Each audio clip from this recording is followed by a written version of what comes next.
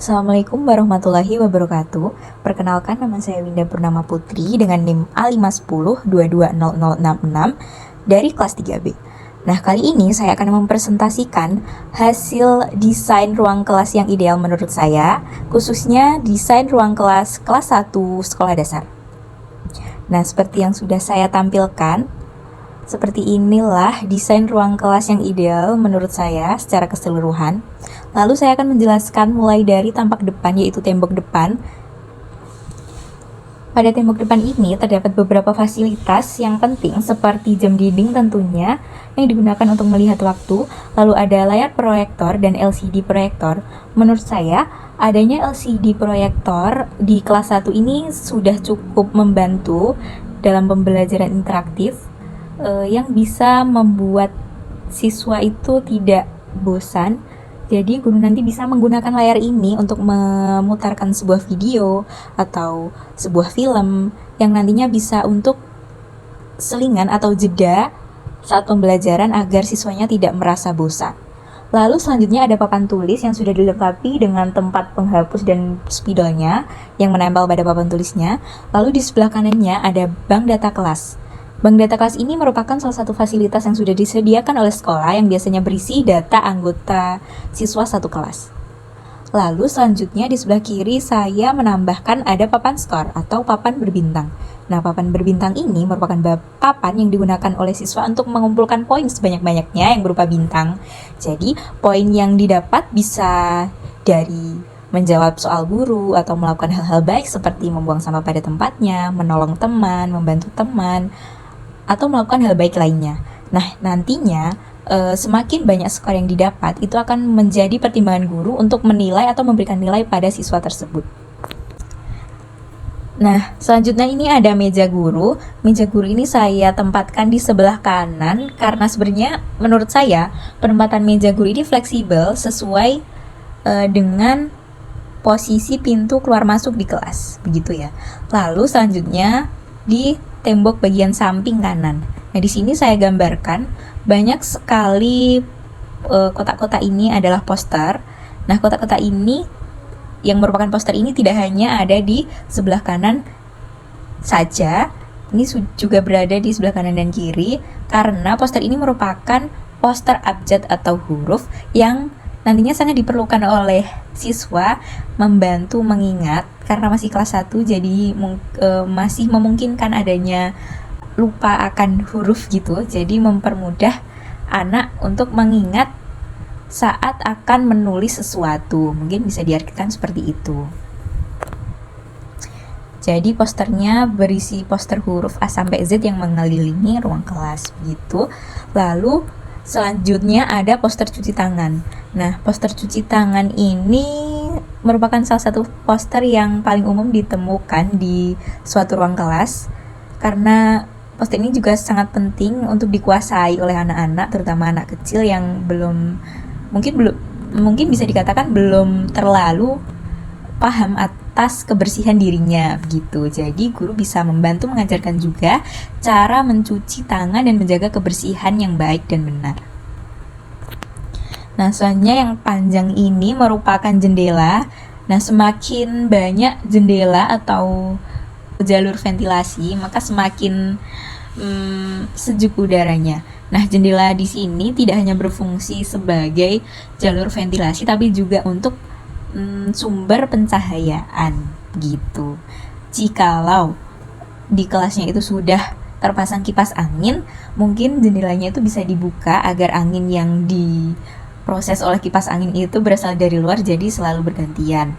Tetapi jika kelasnya sudah menggunakan AC, jendela itu bisa ditutup dan bisa dimanfaatkan dari pencahayaan luarnya begitu. Lalu yang paling belakang ini saya gambarkan tempat lembar kerja siswa. Nah, tempat lembar kerja siswa ini merupakan papan yang berisi nomor urut siswa dari 1 sampai maksimal 28 ya sekarang satu kelas. Jadi setiap lembar kerja atau hasil kerja siswa akan diberikan satu map yang nantinya akan dipajang di setiap nomor sesuai nomor urut siswa tersebut, begitu. Lalu lanjut ke penataan meja dan kursi siswa. Ini saya buat mejanya lingkaran karena untuk meminimalisir bahaya yang bisa ditimbulkan dari meja yang memiliki sudut lancip seperti meja yang umum digunakan di SD sekarang, yaitu meja persegi. Sebenarnya penggunaan meja persegi itu bisa dikatakan aman jika sudutnya tidak lancip. Jadi untuk meminimalisir bahaya tersebut, saya menggunakan atau mendesain meja yang lebih aman berbentuk bulat. Alasan saya menempatkan satu meja itu berisi 4 orang siswa karena menurut saya di kelas 1 interaksi antar siswa itu sangat-sangat penting dan bahkan baru dibangun oleh beberapa siswa. Jadi manfaat saya kelompokkan meja dan kursi anak-anak ini supaya bisa mendorong siswa lebih akrab dengan temannya tentunya, yang mana keakraban itu akan membangun keberanian dan kemampuan berbicara secara perlahan, begitu. Lalu selanjutnya beralih ke sisi bagian kiri atau tembok kiri. Nah, di tembok kiri ini mungkin tidak jauh berbeda dengan penataan di tembok kanan, berisi poster abjad tadi, berisi poster huruf tadi. Lalu, nah ini yang terpenting adalah tata tertib kelas. Jadi tata tertib kelas ini tidak hanya tata tertib yang dibuat oleh guru saja. Jadi sebagai guru kita harus menerapkan tata tertib yang sudah dibuat tidak hanya dari pihak guru saja, tapi dari pihak siswanya. Jadi satu sama lain saling memberikan peraturan atau tata tertib yang nantinya bisa menunjang kegiatan belajar supaya lebih tertib, begitu. Lalu yang selanjutnya yang tidak kalah penting adalah papan informasi. Biasanya papan informasi ini berisikan jadwal piket mulai dari Senin sampai Selasa, lalu juga absensi yang berisikan daftar nama siswa yang tidak masuk atau sakit ataupun izin, begitu. Lalu ini tadi ada penempatan kipas angin di kiri dan kanan. Sebenarnya penyediaan kipas angin atau AC ini masih bisa ditambah sesuai luas kelas gitu. Jadi semakin luas kelas atau ruangnya, jadi semakin banyak kipas atau AC yang dibutuhkan demi kenyamanan siswa. Setiap tembok tidak terlupakan oleh poster-poster yang mendukung pembelajaran seperti poster perkalian, poster rumah adat, poster pakaian adat, poster hewan-hewan, tumbuhan, juga poster negara, atau bisa ditambahkan dengan peta dunia dan lain-lain. Dan juga yang paling pojok ini saya gambarkan ada lemari perlengkapan belajar. Nah, yang dimaksud lemari perlengkapan belajar ini adalah lemari yang berisi perlengkapan atau alat-alat apa saja yang bisa digunakan untuk menunjang pembelajaran, seperti ada buku cerita, buku dongeng, buku pantun, penggaris, busur, bangun ruang, atau bola yang bisa digunakan saat pembelajaran olahraga, dan lain-lain. Nah, selanjutnya kita beralih ke tembok belakang. Nah, di tembok belakang ini saya gambarkan terdapat sebuah mading besar di belakang, di mana mading tersebut memiliki judul Dream Big, atau bisa diartikan dengan cita-cita yang tinggi. Jadi mading ini nantinya bisa berisi cita-cita atau harapan peserta didik atau siswa, bisa berupa gambar, bisa berupa cerita, bisa berupa cerpen, bisa berupa pantun, puisi, dan lain-lain. Lalu sebelahnya ada loker siswa. Nah, loker siswa ini yang mungkin jarang ditemui di beberapa sekolah dasar. Sebenarnya loker ini bisa dikatakan ada atau tidak berfungsi begitu. Tapi menurut saya adanya loker siswa ini bisa lebih membantu pengelolaan tata ruang kelas menjadi lebih rapi begitu. Jadi nantinya terdapat loker sesuai jumlah siswa.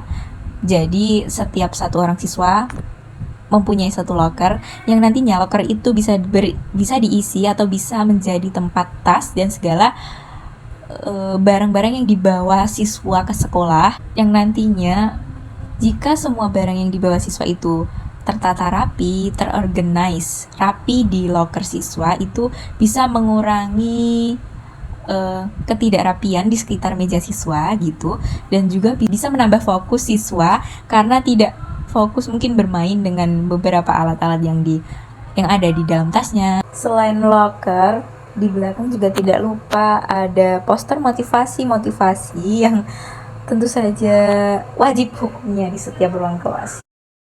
Ini saya menambahkan sebuah bisa dikatakan media atau alat peraga atau media pembantu pembelajaran begitu ya. Saya menyebutnya papan ular tangga. Nah, di papan ular tangga ini nanti bisa dimanfaatkan guru untuk menerapkan beberapa mata pelajaran atau bisa dikolaborasikan untuk siswa mendapatkan skor tadi. Semisal saat ada waktu berdiskusi begitu. Jadi nanti guru bisa membagi siswanya jadi beberapa kelompok yang nantinya setiap kelompok itu memiliki satu perwakilan yang bisa dikatakan menjadi pion atau menjadi orang yang berjalan pada papan ular tangga ini.